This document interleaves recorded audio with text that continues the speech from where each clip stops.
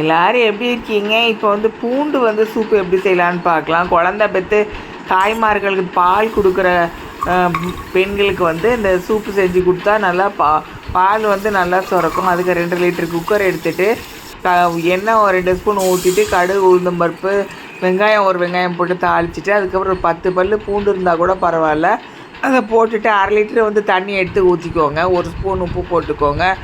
ஒரு சின்ன ஸ்பூன் அளவுக்கு மிளகுத்தூள் போட்டுக்கோங்க. கேஸ் ஸ்டவ் ஃப்ளேம் ஃபுல்லாக வச்சுட்டு ஆவி வந்தோடனே வெயிட்டை போட்டுட்டு அதுக்கப்புறம் கேஸ் ஸ்டவ் ஃப்ளேம் மீடியத்தில் வச்சு ஒரு விசில் வந்தோடனே ஆஃப் பண்ணிடுங்க. அதுக்கப்புறம் அந்த குக்கரை ஆறினதுக்கப்புறம் அந்த வடிகட்டுறதில் வச்சு வடிகட்டி எடுத்துக்கோங்க.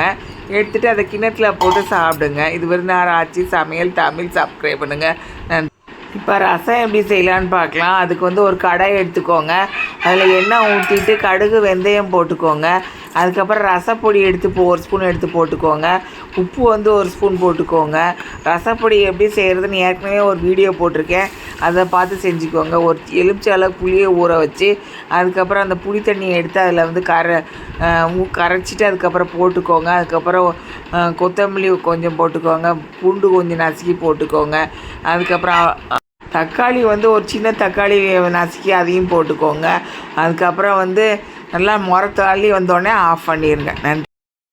ப்ரௌனி வந்து சேல்ஸ் பண்ணுறோம். அதை வாங்கணும்னு ஆசைப்படுறவங்க வாட்ஸ்அப் நம்பர் வந்து டிஸ்கிரிப்ஷனில் கொடுக்குறேன், அதை பார்த்து ஆர்டர் பண்ணுங்கள்.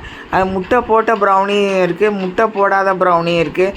உங்களுக்கு எது தேவையோ அதை ஆர்டர் பண்ணுங்கள். நாங்கள் கொரியரில் வந்து அனுப்பி வைக்கிறோம். அதை வந்து நல்லா இருக்கும். எல்லோரும் எப்படி இருக்கீங்க? இப்போ வந்து ஈஸியான ஒரு ஸ்நாக்ஸ் ஒரே ஒரு கப்பை வச்சு பச்சரிசி மாவு வச்சு எப்படி செய்யலான்னு பார்க்கலாம். அதுக்கு 1 கப்பு பச்சரிசி மாவு எடுத்துக்கோங்க. 1/2 கப்பு வந்து நாட்டு சர்க்கரை இல்லைன்னா வெள்ளைச்சீனி எடுத்துக்கோங்க. 2ஐயும் கலந்துட்டு கொஞ்சம் கொஞ்சமாக தண்ணியை ஊற்றி நல்லா பிணைஞ்சிட்டு அதுக்கப்புறம் கொழுக்கட்டை மாதிரி எடுத்து தனித்தனியாக வச்சுருங்க. இட்லி சட்டியில் வந்து ஒரு 1/2 லிட்டர் தண்ணியை ஊற்றிட்டு அதுக்கப்புறம் வந்து அந்த இட்லி தட்டில் வந்து இந்த மாதிரி கொழுக்கட்டையாக அவிச்சு கையை பிடிச்சி வச்சுருங்க. இது நேரம் ஆச்சு. சமையல் தமிழ், இதை சப்ஸ்கிரைப் பண்ணுங்கள். இது வந்து ஒரு ஈஸியான ஸ்நாக்ஸ். இங்கே ஆஃபீஸ் போயிட்டு வந்தோடனே இந்த மாதிரி கூட செஞ்சு குழந்தைங்களுக்கு கொடுக்கலாம். நல்லா சூடாக சாப்பிட்டா கொஞ்சம் நல்லா டேஸ்டியாக இருக்கும்.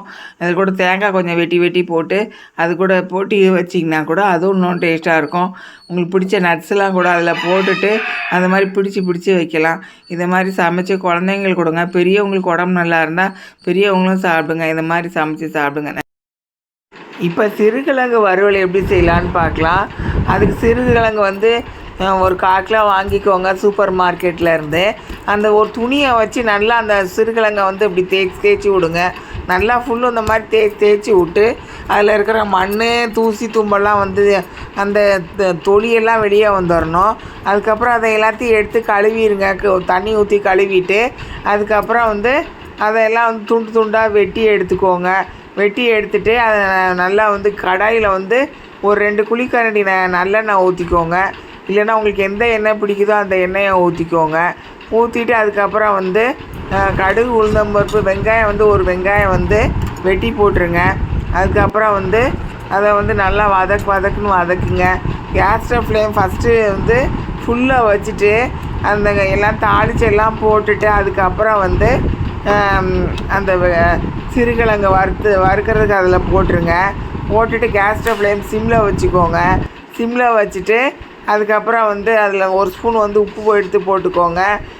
ஒரு 2 ஸ்பூன் வந்து குழம்பு மிளகாத்தூள் வந்து எடுத்து போட்டுக்கோங்க. குழம்பு மிளகாத்தூள் வந்து எப்படி செய்கிறதுன்னு நான் ஏற்கனவே வந்து வீடியோ போட்டிருக்கேன். அந்த வீடியோவை பார்த்து அதை தெரிஞ்சுக்கோங்க. அதை மாதிரி சமைங்க. அது நல்லா வந்து கேஸ் ஸ்டவ் ஃப்ளேம் சிம்மில் வச்சு ஒரு 5 நிமிஷம் 10 நிமிஷம் கொஞ்சம் நேரம் வந்து நல்லா கிண்டி விடுங்க. அதை வந்து ஒரு தட்டை வச்சு மூடி வச்சுருங்க. மூடி வச்சிட்டிங்கன்னா வேகமாக வெந்துடும். அதனால் இந்த மாதிரி பண்ணுங்கள். நல்லா சுருளை வதங்கி வந்ததுக்கப்புறம் எடுத்து ஆஃப் பண்ணிவிட்டு ஒரு சின்ன ஒரு கரண்டியை வச்சு எடுத்து அதை ஒரு தட்டில் எடுத்து வச்சு அதை அமுக்கி பாருங்கள். நல்லா அமுங்கிடுச்சுன்னா வெந்துருச்சுன்னு அர்த்தம். அதுக்கப்புறம் வந்து ஆஃப் பண்ணிவிட்டு தயிர் சாதம் வந்து கூட வச்சு சாப்பிட்டா ரொம்ப டேஸ்ட்டாக இருக்கும். ரச சாதம், சாம்பார் சாதம் கூட வச்சு சாப்பிட்லாம். நல்லா டேஸ்ட்டாக இருக்கும். அதை மாதிரி சமைச்சி சாப்பிடுங்க.